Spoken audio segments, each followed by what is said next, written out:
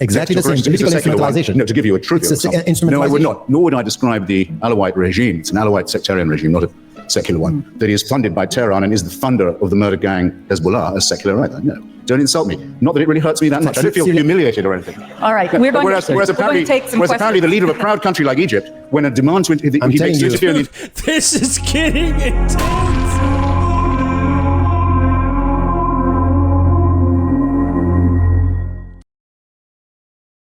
If there's anything I know about Christopher Hitchens is he's pretty cutthroat about his arguments. We are continuing where we left off. Christopher Hitchens and Tariq Ramadan debate, is Islam a religion of peace? We made it through their opening statements, but the juicy part is when they actually go back and forth, because no one does it like Christopher Hitchens. Well, I also don't think that the motion, if that's what it is, chosen for this evening, is a particularly good one. But I knew about it as long as Professor Ramadan did, and I did at least agree to speak to it, in spite of that reservation.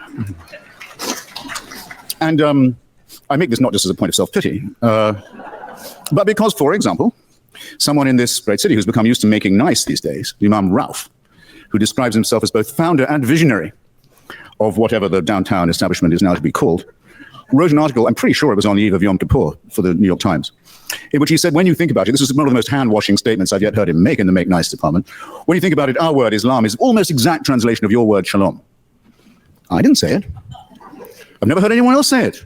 It isn't true, among other things. Islam may have some relationship to the word salam, which can have some relationship to the word prostration or religious observance. It may, but we know what Islam means, is intended to mean, and does mean, is surrender to God. Acceptance of God's surrender, sometimes translated as submission, but in any case, the resignation to the divine will. Again, not in my opinion a prescription for peace, but that isn't my only objection to it. I don't think that abjection or fatalism or the prostration before a divine, or let alone before holy men who are interpreting the book, is a recipe for good health of any kind, mental or physical, since we're talking about the Greek concept of the body and of the spirit and of virtue.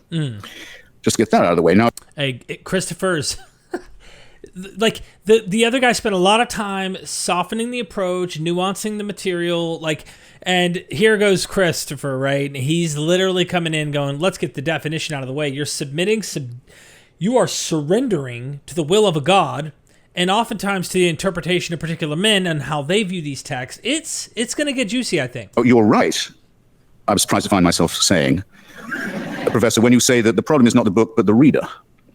In the case of the Quran, that is certainly true of me. It's true probably of every book I've ever read. There are difficulties I have with it or capacities I don't have with which to approach it, to understand it. But if I'm reading the Quran, I certainly say, well, I can't tell whether this book is the word of God or not. I can only doubt that there is such thing. But I can hope that this was a bad day for God. This is a bad day for God. Can't I? And I can hope to live in a country where I can say that and get applause. Yeah, I love what he's doing. Yes, and even mirth. And don't think that isn't a precious thing, and don't think it's being compromised. I'm coming to that. I don't like the idea of a paradise reward for martyrs. Don't like it. It's not me somehow. Don't like the account. Don't like the early accounts of village squabbles with the local Jews who've taken a look at the new claimant to be the Messiah and decided about him what they decided about the previous claimant. He's no good. He's not up to... Yeah, this is getting into, if you grant that there's actual history to the biography of Muhammad in terms of what they wrote about him, there are some squabbles, some beefs about what happens with Muhammad and Jewish tribes. And it isn't pretty. The Jews don't accept him as the final prophet, right? So that creates a problem for the new cult leader, the new prophet. And they did it just like they would any other previous person. They test them. Clearly, they don't pass whatever test they have for the Messiah to be this final prophet, whatever it might be. And retaliation. Clearly, serious problems came for those Jewish tribes. Enough. Do you think the Jews are ever going to be forgiven for that, by the way? For rejecting 2 in a row? I don't think so. And I don't see why they should. Yeah, rejecting Jesus and Muhammad. Hope for. I don't see why they should hope for forgiveness either. And still I'm allowed to stand here and say this. And there are many parts of Europe I couldn't do that anymore. Wow. Or I'd have to be very careful in who I'd invited to the audience. I couldn't do it easily on the air. Couldn't do it easily in print. Couldn't do it easily in public. Couldn't do it on certain campuses. Couldn't do it with certain publishing houses. Now, all of this has been done to us by the wrong Muslims. Well, let's get together then, isolate who these wrong Muslims are, who've imposed a culture of violence-backed censorship upon us, and let's get rid of them.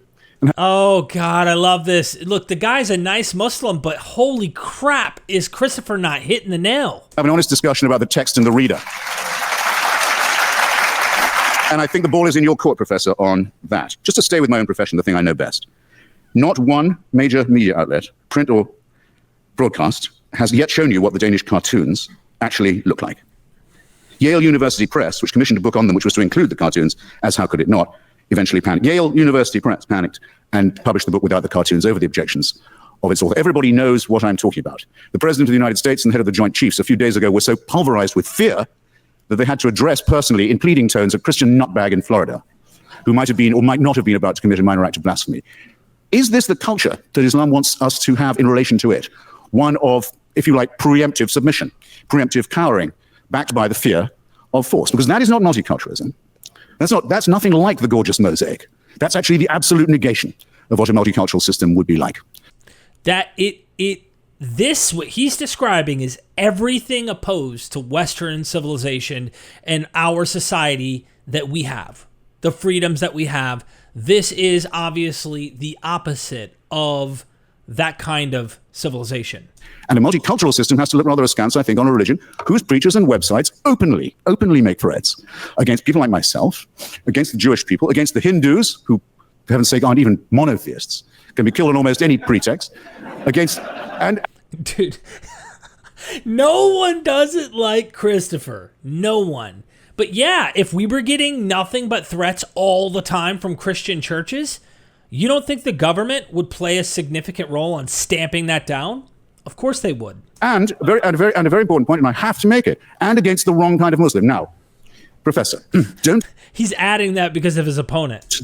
I'll say this as mildly as I can. Don't... You may not be aware that you were, and I'm saying I don't want to increase the area of unexpected offense-taking that's been so hugely broadened by the sensitivities of a religion that has the answer to everything. But I'll just say I don't greatly care to be told, as if I didn't know, that an Iraqi life is as precious as an American one. And as someone who's visited Iraq quite a lot, had the occasion to think about it a good deal, I wonder if you could mention anything the United States has done in Iraq that is remotely as criminal, as sadistic, and as violent as the blowing up of the Mosque of the Golden Dome in Samarra. One of the holiest sites in the Muslim world, callously blown up by Sunni forces in alliance with forces who, perhaps I'd agree with them for once on this, were fascistic Baathists. Probably they got the weapons and the high explosive from them. That makes it worse, surely. Intending to start and successfully, in fact, initiating a civil war in which countless thousands of people have been killed, religious processions have been fired upon, funerals have been fired upon, Qurans without number, of course, been incinerated, much more importantly, children, old people, and civilians. Wow. Now, where is, I just wonder, you must be able to quote it to me. Where is the Sunni fatwa against this conduct? Where is it? Where is the authoritative statement of moral outrage in the Sunni world saying this is not acceptable behavior for followers of the Prophet? I missed it. You know, you have that privilege with Western societies to bitch and moan and cry in the system and to get them to go, oh, okay, we shouldn't be so critical. We shouldn't be so, skeptical or even being mocking. If we think something's ridiculous or we find something abhorrent, call it out if we want to call it out. You're complaining about that, but all that happens within Muslim countries and amongst Muslims themselves in combat, we don't hear all of that. We don't see all of these problems. And so apparently did the followers of the Prophet, because they keep on doing this all the time. They were doing it before the United States got to Iraq, and they'll be doing it after we've gone. So I'm sorry, I won't be talked to in that tone of voice. And I want to know, I repeat my question, who has the authority to issue fatwas? Is it Sheikh Qaradawi, who sometimes very much expressed respect for, who on Al Jazeera gives advice on all kinds of things, some of them innocuous, sexual matters and so forth, doctrinal rulings, sometimes upon the legitimacy or otherwise of suicide bombing, if directed at Israelis, not just Jews, of course, but no, we draw the distinction. On the other hand, Hamas, which does the suicide bombing, doesn't draw the distinction. And this is interesting. He's bringing up Hamas. This is 13 years ago? This is like a while back. This is not like latest, greatest. This is something that he's already noticed about this group. If I can't issue a fatwa against Hamas, if I'm a Muslim, if there's no one who will and they won't, surely someone could say, we don't think Hamas should have on its website and manifesto the reproduction of the protocols of the elders of Zion, a Christian fascist fabrication that is one of the warrants for the Nazi exterminationist solution. Dude, this guy is something else. I mean, surely that's a question for the UN Anti-Racism Committee on a spare day. Or since that spare day never seems to come, for some Muslim authority to say, no, brothers, don't do that. It doesn't come. It doesn't happen. You look on the website, it's still there. Now, you would do better, I think, Professor, if you identified yourself as a member of a very small and critical and endangered minority. Someone who really is against all this and will say so, and will also decry the fact that the religion itself can't seem to throw it off. Oh, man. Did you catch all of this? I mean, this is so powerful. Literally, he's highlighting how this very good Muslim, or at least he seems to be painting the best light of the text of the ancient tradition, and that it's just humans that are messed up. Why is it that Muslims themselves aren't making that change within their own religion? And is it so far gone and controlled by people who have the worst interpretation that you can't reform, you can't change it? Christopher's just, bam! I mean, this is really, really good. I can't get over it. Never seen this, by the way. This is awesome, fresh content to me. But you seem to have that a little bit both ways. Now, I'm going to have to stop you so we can get to yes, so then my closing statement is this. If you want diversity as much as the professor does, as much as I'm sure many people here do, religious diversity, cultural diversity, what you need for it is this. You need a secular state with a godless constitution like this one. Yep. I agree.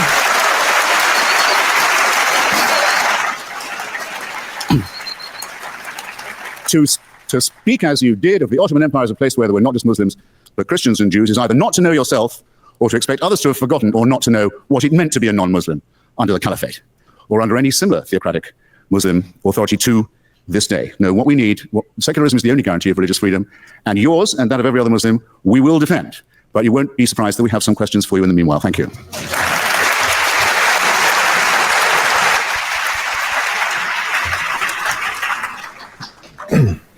Okay. What if he went, okay, I can't respond. I'm going to have a nice day. I hope everyone enjoys. You laughed a lot, make laugh the people. And I have a problem with, we are talking about people who are being killed. We're talking about people about wars. That's fine. I have a problem with the way you are putting things here.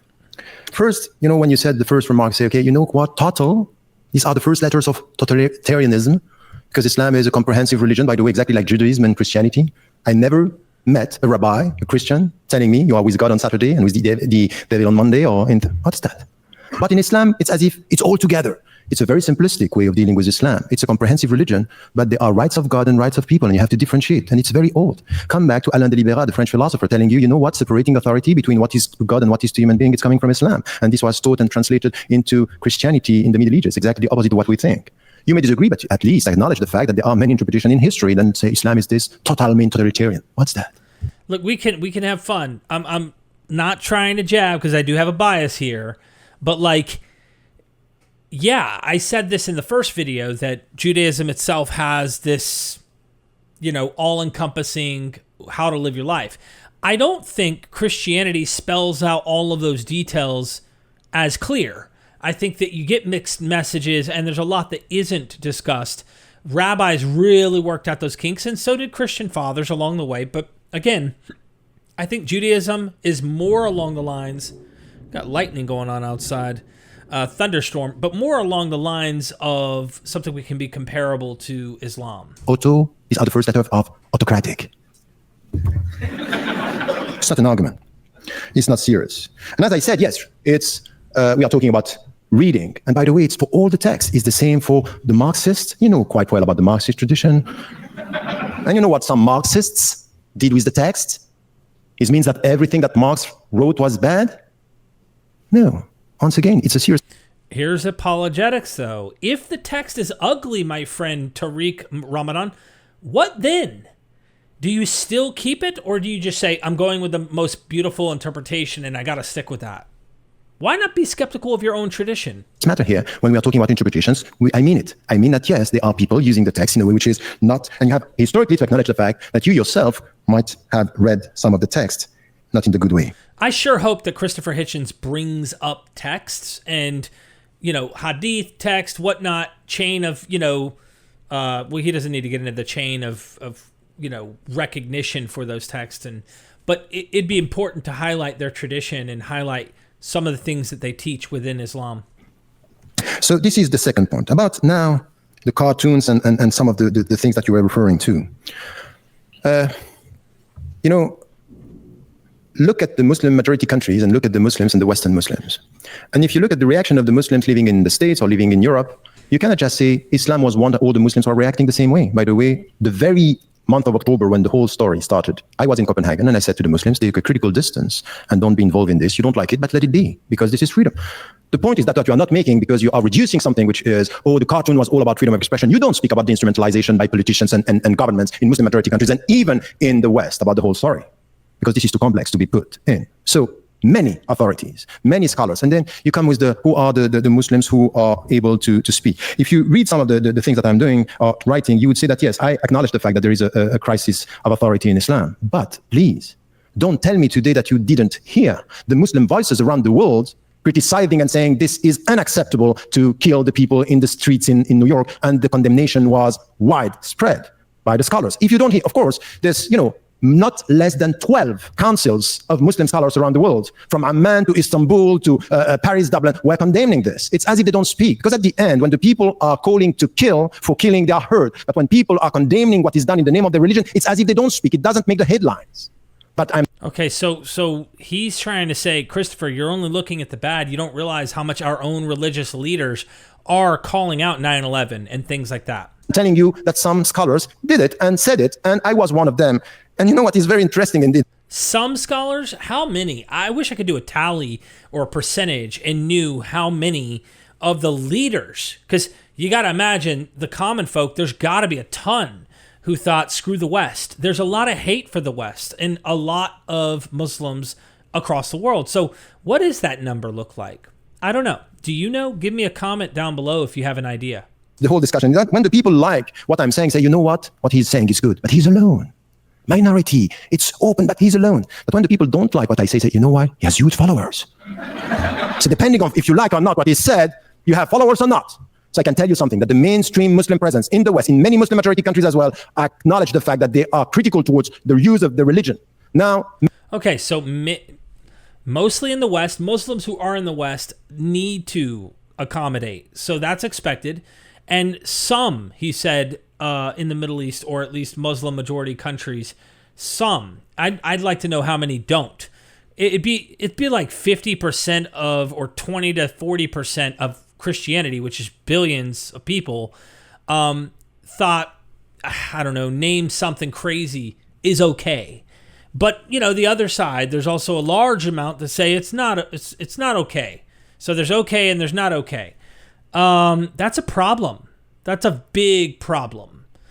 I just don't see how that's not factoring in. He's only looking for the good, and he says, well, Christopher's only looking for the bad. I would just look at it and say, again, if you were looking at Ku Klux Klan, they're a very minority of Christians, extreme minority, statistically, almost to like zilch in the comparison of the grand population of Christians on the earth. How large is the audience of Muslims who think this way? Many Muslims, yes, would support. And I did this. And by the way, I was banned from this country mainly for that. Are saying, for example, that the Palestinian resistance is legitimate. And I said that, and I repeat this here. But I also said that the means used to kill innocent civilians and innocent Jews in Israel, I cannot accept that. Have you heard that? I said it. So, and I'm not alone. I'm not alone. So once again, it's many interpretations. Listen to this and also be respectful of this diversity and the way the Muslims are dealing with this. So the fatwa, the legal opinions are coming from everywhere when you speak about some of the issues, because it's sensitive. So you put it in a very simplistic way, women, violence, Hamas, and all this together. It gives the impression, oh, yes, this is right. But you don't give the people all the interpretation, everything. This is a very complicated mess, because it's like he has to negotiate within his tradition as a Muslim. He has to be an apologist in a sense. And on the outside, it's very easy to look at the flaws and say, you guys are the ones who claim divine revelation. You claim the final prophet. You guys claim to have the righteous instructions. You claim religion of peace. But we're looking at a serious epidemic in your own communities. I don't know if this guy could see it. But maybe their back and forth exchange will draw it out. Which is done in every one of these fields, coming from the Islamic tradition and scholars of today, trying to improve the status of women, trying to condemn violence and to promote justice and peace. You also have to deal with this. At the end, you may have a problem with religion much more than with Islam. And to tell me at the end of your speech, the only right solution is a secular, godless constitution in the United States of America, I think it's problematic. Because I don't think it's a godless nation here. There is a reference. So no. Only the Constitution. No, only the Constitution.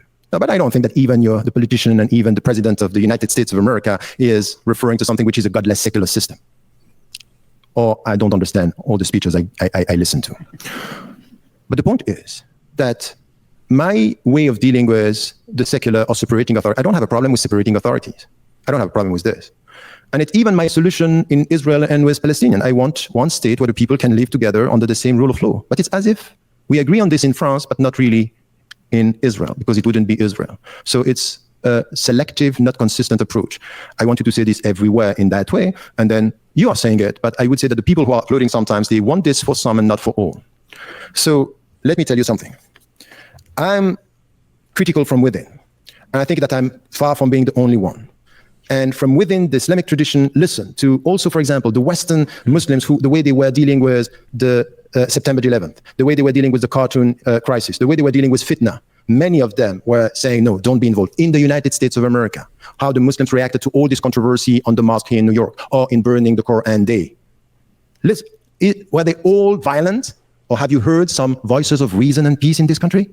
I think if you are honest, you heard these voices of peace, of people referring to their religion and saying, we are Americans and what we want for this country is a peaceful, proactive existence and coexistence. I think that this is also coming from the ethics, their values, and you have to value this as being the future. So to dream of something which is a godless future, I think it's a wrong dream. But to be able to deal with all this diversity and to listen to the voices, instead of rejecting an entity as something which is bad per se, let us look at the people who from within are trying to do good with what they are and what they believe in. I think that this is the way forward for all of us. And this is the way I would put it for the future. And I'm not talking about among Muslims. I'm talking about a critical debate among Muslims, and I hope that you yourself, with the people who are supporting some of the views, you are also critical about the way you sometimes reduce the other to an alien presence, not helping us to get to a better understanding, a critical debate. Sometimes I'm just lost with the way you put things because the debate is closed before it started.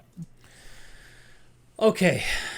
So I have noticed this among many Muslims along my journey with interviewing ex-Muslims, and they're critical of the religion.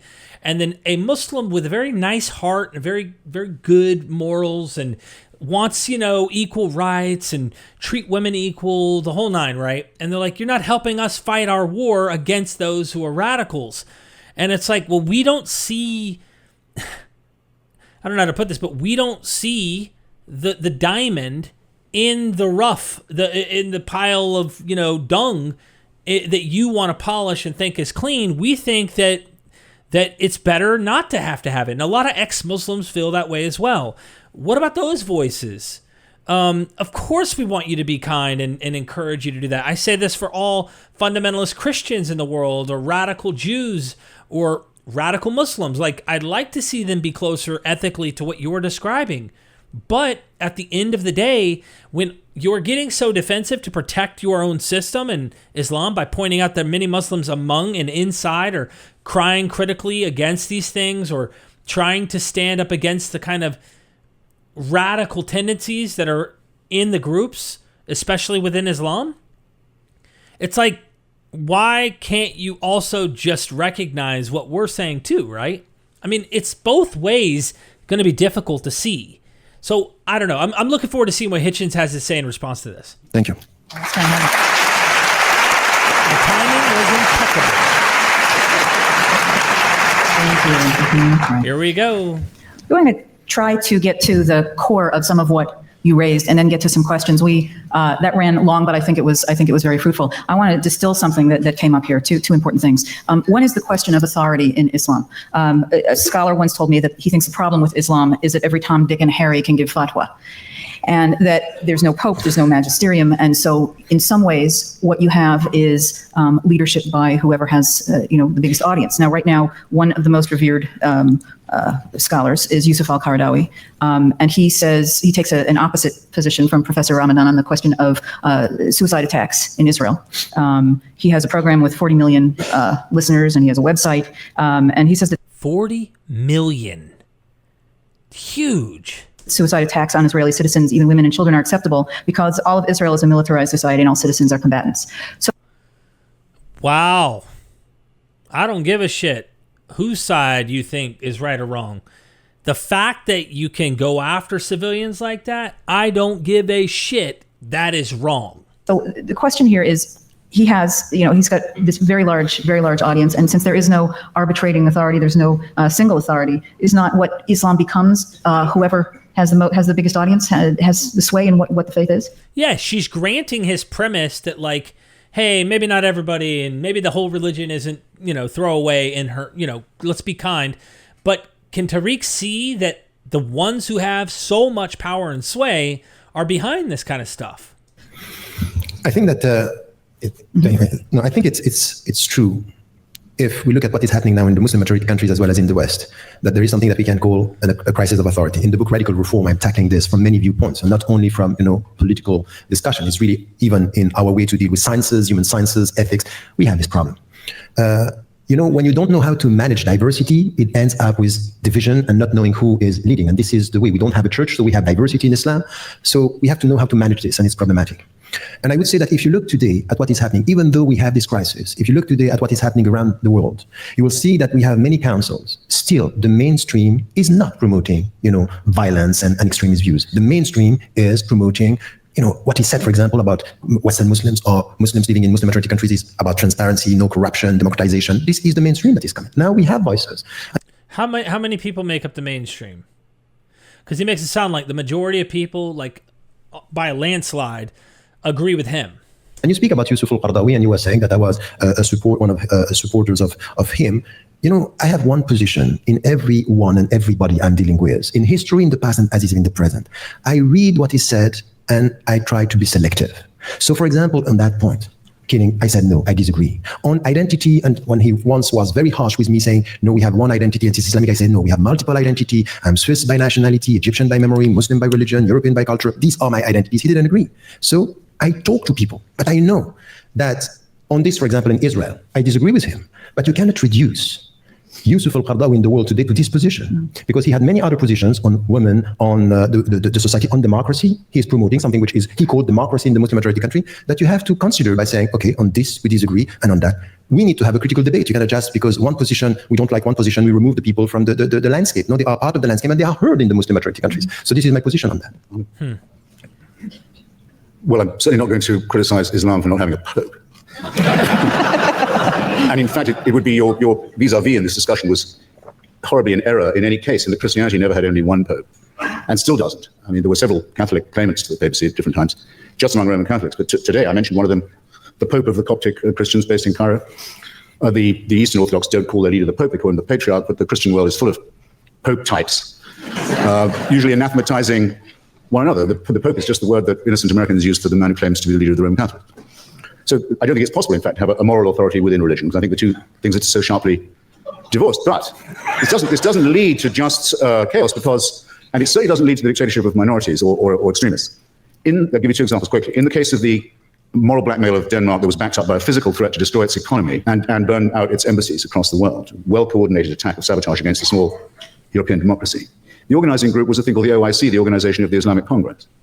Groups all the Muslim countries in the world, has an increasingly powerful lobby at the United Nations, hopes to pass an international resolution forbidding all criticism of religion, all forms of blasphemy and profanity. Every ambassador of those countries in Copenhagen went to Mr. Rasmussen, the Prime Minister of Denmark, and told him, under the threat of violence, he should change his law so as to allow him to determine what went into the Danish newspapers. And when he said he couldn't do that, things got a lot worse. And that's the ambassador of Egypt, and the ambassador of Turkey, and the ambassador of Algeria, important countries, in the case of Egypt, containing an enormous Christian population, coming to you as if they spoke for a religion. Either this claim is true or it is not. It's self-evidently not true, but it is certainly made. Let's be in any doubt about it. And let's have any doubt that it means to extend its influence over the people who are sitting in this hall.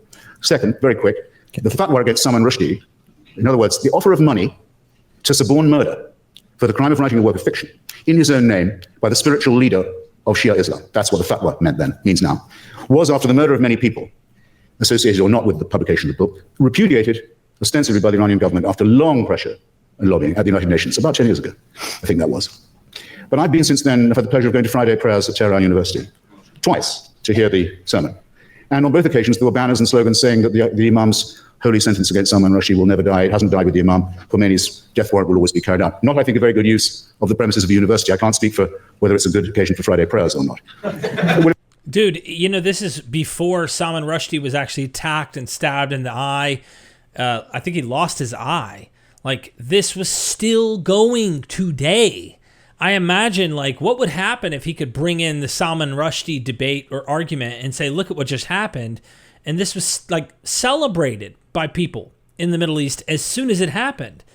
And this is a person in America, in the West. And it's kind of like, you know, how many people feel this way within Islam? And at what point do we blame ideology, religion, and such as a factor behind how people are acting in that religion? It brings me to a second point. You see, there's something shady involved here.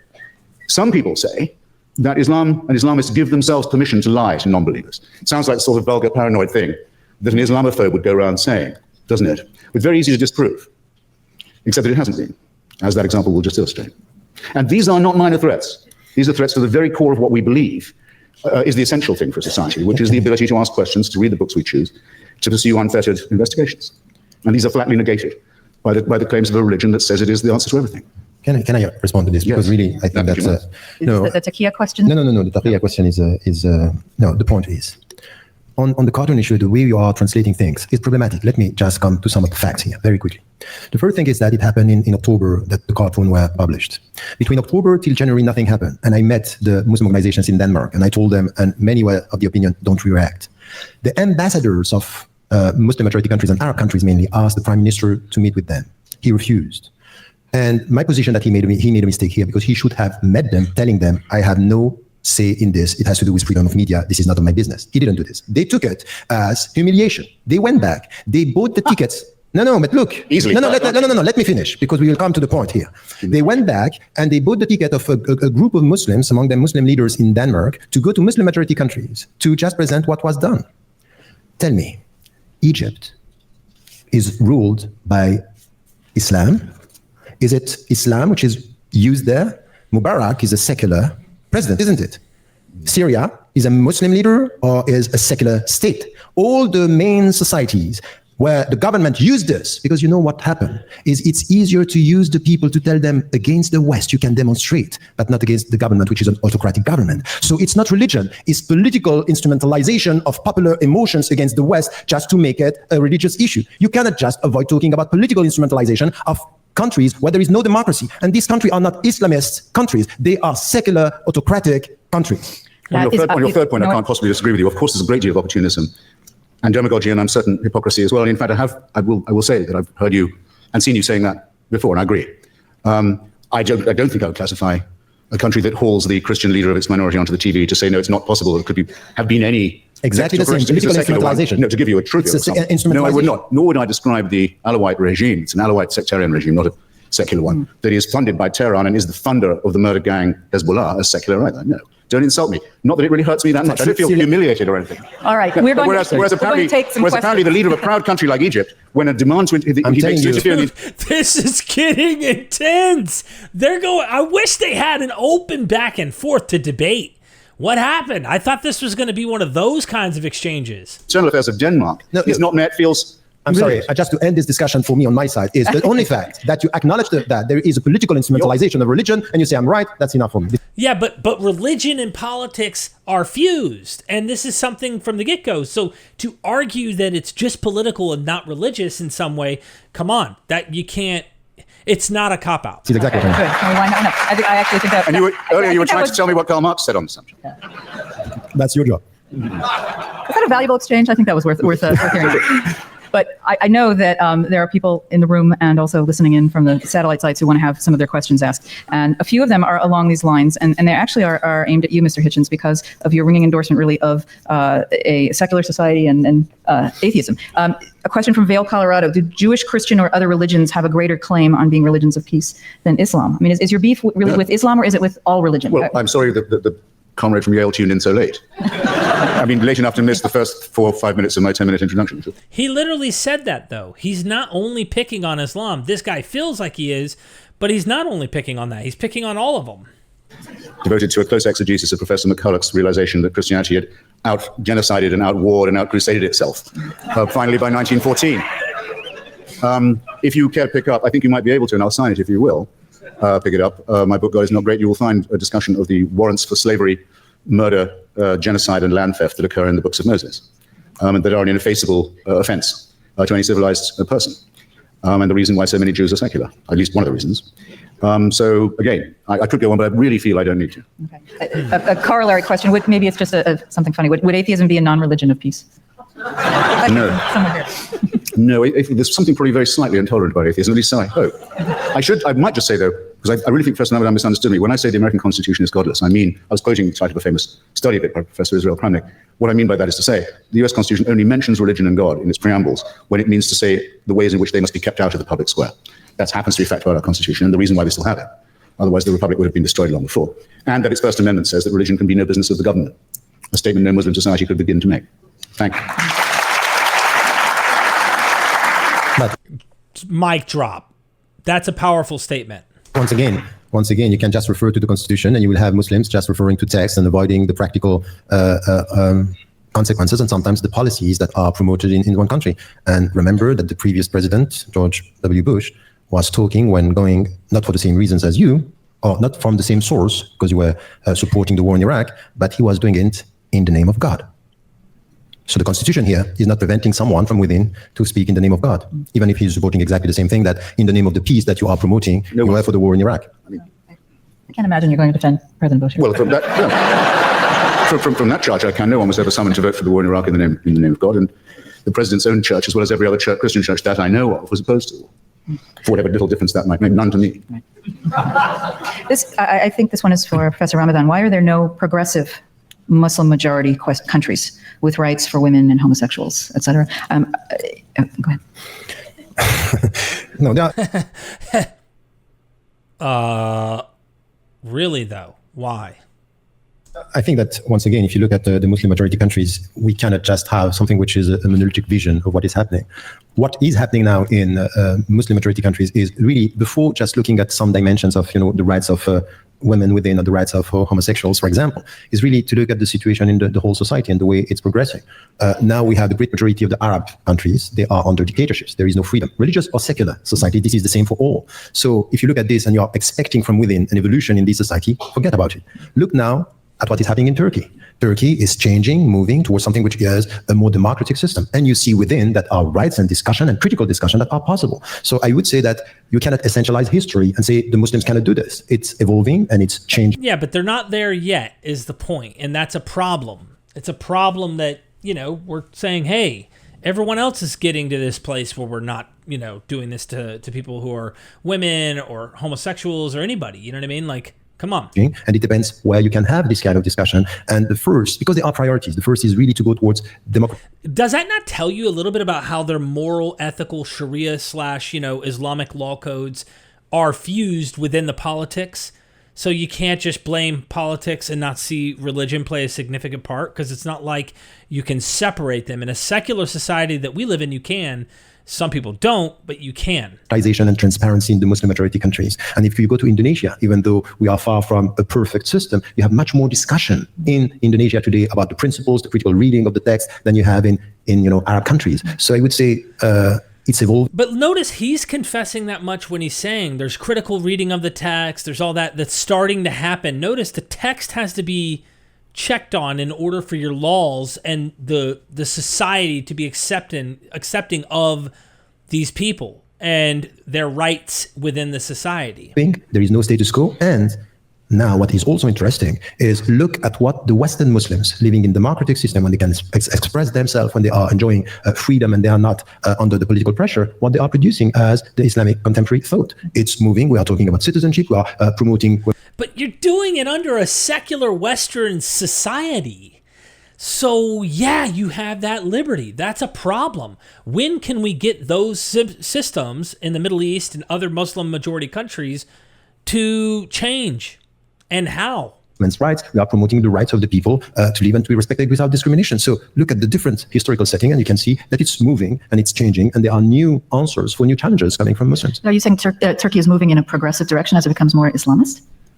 Is that what you're saying? That's quite interesting, the way you translate what I said. Yeah. It says much more about what you think than what I said. But let me finish. You said it was moving in a more progressive direction. No, what I said is that even the people who are now leading the country that are referring to Islam and they were perceived as Islamists, now we don't know how to call them. Are they Islamists, or are they moderate Muslims, or are they ex-Islamists? The point is that no one here can deny the fact that not only the government, because we can be and we should be critical towards the government, but the people around and the intellectuals in Turkey and within even the party, you have new thoughts, and they are coming with something that we didn't see even in the Muslim majority countries, in the Arab countries. So speaking about the rule of law and democracy and transparency, separating and promoting what they are trying to promote, and to be in tune today with the European principles. And I would say this is the only thing for me which is important. If, for example, Turkey is abiding by the European rules, they should be able to integrate European Union, and not what we have now, because it's a Muslim majority country. We don't care about what they are trying to do. So don't reduce Turkey to labels.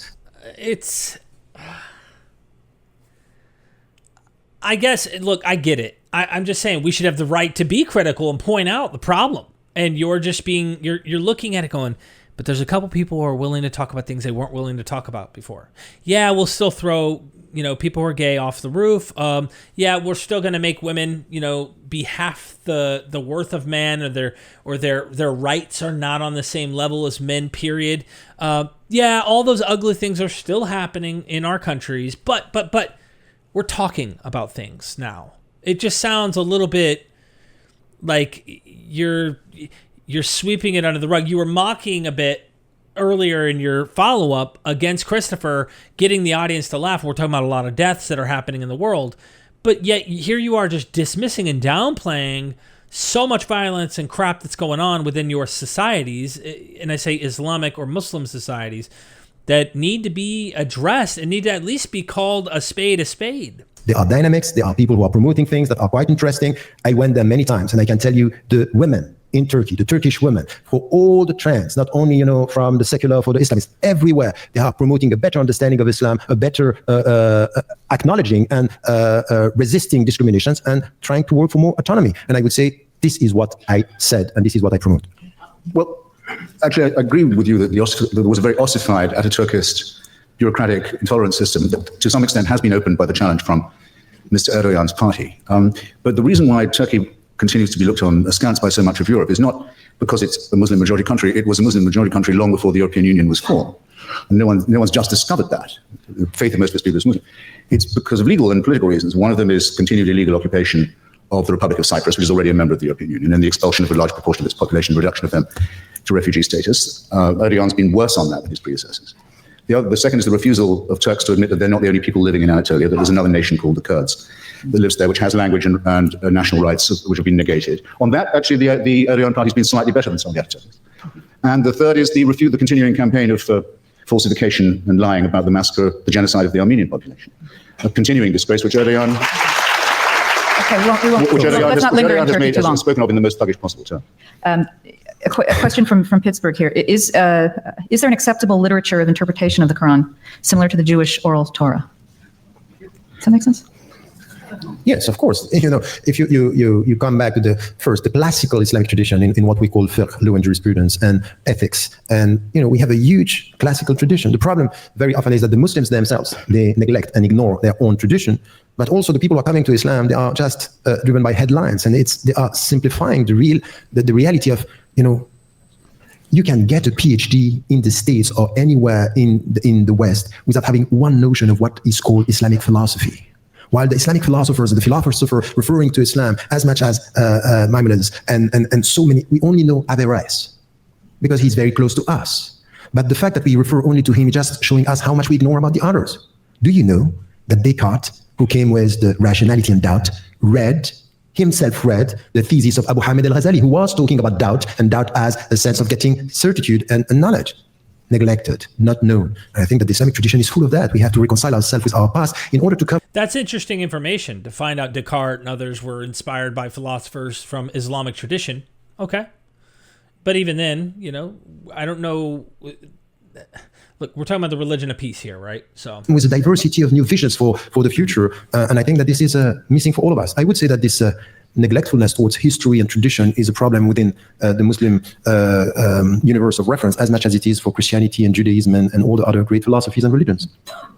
We have a few questions here. I don't think we can avoid this tonight about Sharia.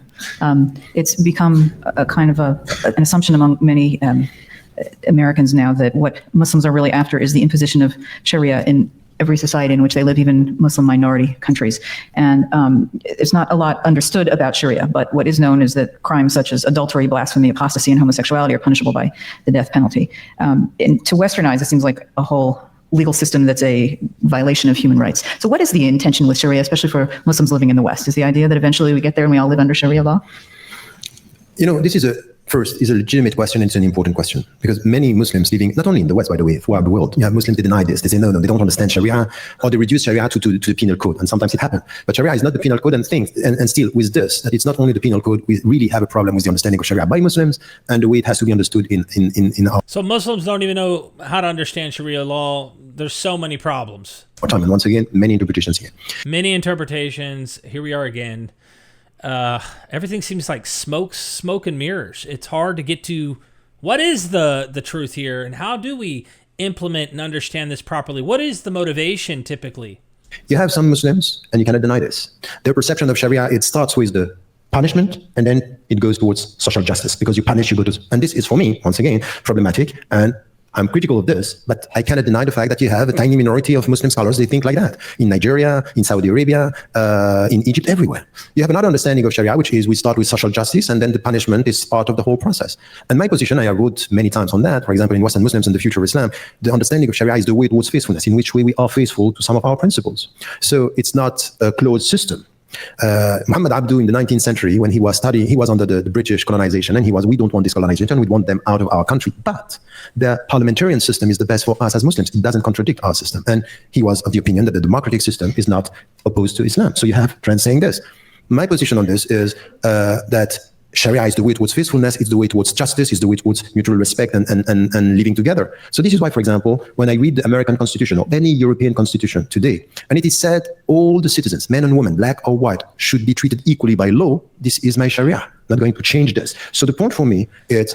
I wish most Muslims would be like that. You know what I mean? Just saying. When the principles are respected, and the principles of justice is something which are not two systems that are opposed, they are principles that are common, that we can live together. So this is where, from an Islamic viewpoint, from within the Muslim communities in the West, you will see that the mainstream position coming from all the Muslim organizations in the West is we abide by the law of the country, we are loyal to our country, and we act as active and responsible citizens within the country. And the only thing that we can say today is look at the facts and the figures and not only the perceptions, because I was shocked at what I got as an image. I didn't think that this could happen in the States, what we had with the community center in New York, by people saying Islamization of America. I saw this in Europe. I thought it was impossible to have it here. And then it came here, meaning that the people are scared. There is a great deal of mistrust. These people are silently colonizing us. So this is where the Muslims, and this is why your question is important, should come and say, look, we are American citizens. We abide by the law. We respect the Constitution. We want to be treated equally, mutual respect and equal rights, no discrimination for any religion or no religion at all. This is the way it should be. And if you look at facts and figures, millions of Western Muslims today are just abiding by the law, and they got the 3 L's that I'm talking about in the book. Is the first, they abide by the law. The second, they speak the language of the country, English as you speak English, or German or British, they speak the language, and they are loyal to the country. They want the best for the country. This is what it means to be a Western Muslims or Western or Muslim Europeans or Muslim American. And I think that the Muslims should also speak out about what they want, but they also need to be heard when they say things like this, because I have been repeating this for 25 years. And after 25 years, what I get is, smart guy. He has a double talk. He say this, but he means something else. So if someone is telling you always when you say something that you have something... Look, I'm not saying that you mean something else. There may be people who do that, but it's like, dude, I wish your idea was the popular one then. Why is it not? How does that not reflect on your religion? else in mind, there is no discussion. This is once again the end of the discussion. It may be your religion, like you, the individual, but what about the billions of others, you know? The point is that there is no trust. There is no potential discussion and critical discussion. And by doing this, let me tell you something which is also important. It's very counterproductive. Because at the end, there is no dialogue. It's not possible to talk. Because if you talk and say, oh, you talk in a good way, it means that you have bad intentions. And if you speak in a bad way, oh, now we know your intentions. So what do you do? What are you going to do? Could we accept that as a closing statement from you and let Mr. Hitchens make it? Because we've gone over? So That's fine. I think that's a fine closing statement. Thank you. Look, I think he's a good guy. I really do. I said that earlier. And it's, you know, he seems like a very good guy and would be a great leader in terms of teaching other people how to be gentle, how to be soft, how to philosophize the religion and, you know, find ways to reinterpret and negotiate. Cool. It's just, how do we break the strongholds of people who don't do that?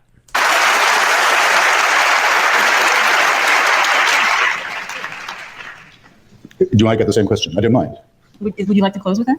On Sharia. It really is. I find No, it. okay, I like surprises. Well, Sharia just means law. I mean, all people say Sharia law are making an elementary mistake. And of course, it's not the case that every thief has their hand lopped off in Muslim society or every adulterer gets stoned. And I'm perfectly sure that's not just because it would diminish the labor force so radically or so to speak, disable it.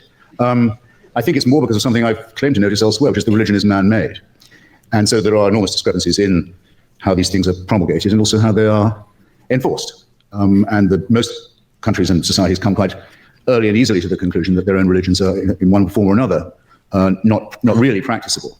They say, I mean, after all, in Saudi Arabia, women can't even drive a car, whereas in Iran... I think that's changed since then, that women can drive. I'm not 100% sure on the laws, but I think that's changed. She can vote, not for much, but she can, as much as a man can, let's say. Her vote can be stolen and degraded as much as her husband's or her brother. There's an infinite variation. I don't know. I can't shake what I saw once on the BBC from someone whose career in London I followed. I don't know if you know him. You wouldn't like him. Anjum Chowdhury. He's a very well-known noisemaker around London, complaining about secularism, Judaism, all this kind of thing. And he's been in trouble with the law a few times. And was interviewed on BBC. Went on about how nothing would change until the green flag of Islam was flying over Downing Street in Buckingham Palace and so forth. And was asked, I thought quite mildly by the BBC interviewer, said, well, if this is the way you feel about Sharia and about the total Islamic rule, wouldn't you feel happier moving to a country where they already had it? And which is, a polite question, but a rather cheap one. I mean, but still, what didn't prepare me for I get it. the answer. Chowdhury looked straight at the guy and straight into camera and said, what makes you think this is your country? I thought it was a very good question. Now, why do you feel, I think I know partly why you feel, why do you feel it's necessary to affirm that? And of course, a Muslim should know the language, should obey the laws, should observe the customs and so on. I mean, most immigrants don't feel they absolutely have to say that. The answer, I suspect, is that it's embarrassing to notice that in places like as far apart as Sweden and as Spain, there are groups of people who say their countries should be part of the caliphate and that's why they've come here. And if it wasn't for those people, you wouldn't be in this position. So it seems to me that in order to be consistent, you should fear them and dislike them, find them morally and intellectually repulsive, at least as much as, if not more, than I do. And I don't say that you don't, but I do think that is the urgent priority. On the lady's question about where would be the best country to live if you were a Muslim and wanting to be a member of a sexual or gender minority, or I think she said female or homosexual. So hard to confuse. Actually, the easiest place for you to live in that case would probably be, I was thinking about it while Professor Ramadan was, would probably be, this will be my closing statement, would almost certainly be either Bosnia-Herzegovina or Kosovo.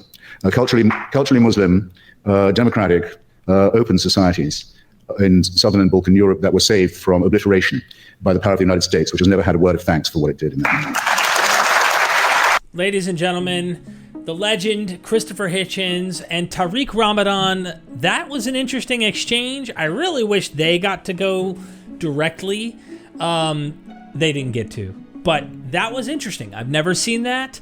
I hope you'll hit the subscribe button, hit that bell. If you like these kind of reactions, this one I kind of allowed to play out a lot more, but I love reacting to these things and I hope you enjoy, so hit the bell. Tell me in the comment section, what did you like? What are your thoughts about Islam? What are your thoughts about Atheist? I mean, any of these things. Critiques on me, critiques on what was said, just let me know. I'm paying attention, and I'll see you next time.